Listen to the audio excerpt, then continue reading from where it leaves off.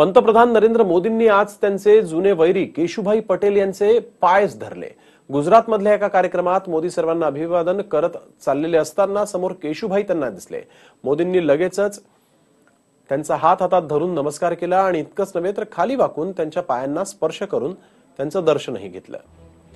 गेल्याच आठवड्यात त्यांनी कुंभमेळ्यामध्ये सफाई कामगारांचे पाय धुवून देशवासियांच्या काळजाला हात घातला होता।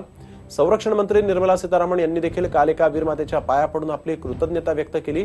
तसंच आज पंतप्रधान नरेंद्र मोदी यांनी जुनं वैर विसरून केशुभाई पटेल या ज्येष्ठ नेत्याचे पाय धरले आणि त्यांचे आशीर्वाद घेतले। अनेकांना अभिवादन करत असताना समोरच जेव्हा केशुभाई दिसले त्यावेळेस मात्र मोदी चक्क खाली वाकले आणि त्यांनी त्यांचे आशीर्वाद घेतले, पदस्पर्श केले आणि यानंतर मात्र केशुभाईंनी देखील त्यांना शुभेच्छा दिलेल्या आहेत आणि पाठीवरून हात फिरवत गळाभेट घेतली।